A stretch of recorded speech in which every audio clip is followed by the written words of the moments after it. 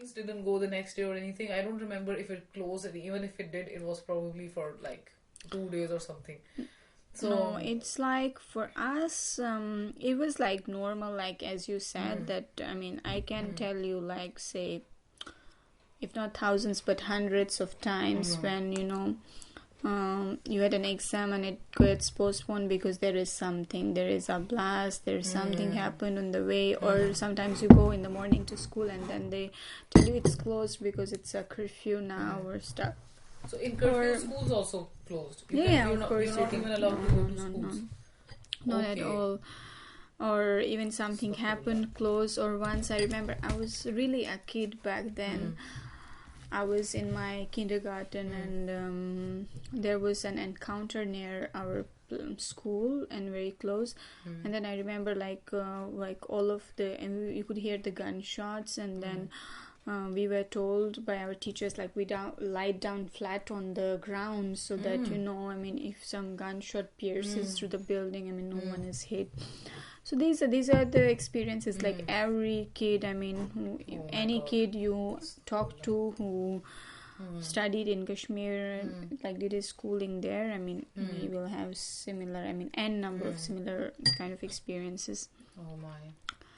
And then, when this happened during, I mean, high school, like 2008, 2010, it was like too much. Like curfew, like for months, students are not going to the school. They have nowhere to go. And then now it's following. This cycle is really following now. I mean, especially since August 2019, and then now it's the COVID lockdown and all. It's been 3 years that students haven't, I mean, they are not going to school properly. I mean, it's terrible. And imagine, I can relate to you like this. Imagine it's the COVID lockdown, you cannot move out, and you do not even have the internet. How would you feel? Yeah, I mean, it's just and like you cannot that. meet anyone.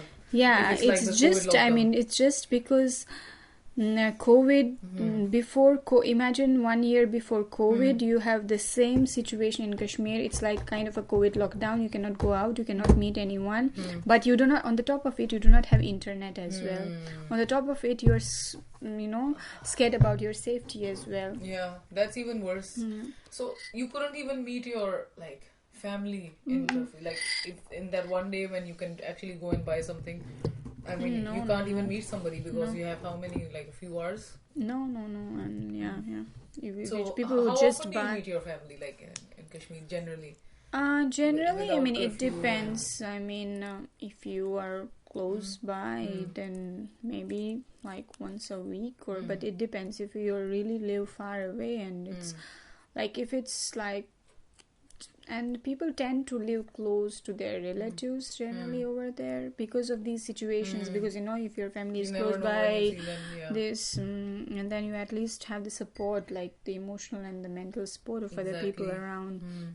So they do not really. I mean, it's very rare that you would have, like, you would just have like one or two relatives who are out of the town or out of the city. Mostly, like, they tend to marry like within the same place, and then it's like most of the people live close by. Because because of COVID, how people had to isolate themselves, not meet anybody, it had such I would say unseen effects that you cannot possibly predict them unless you actually go through them.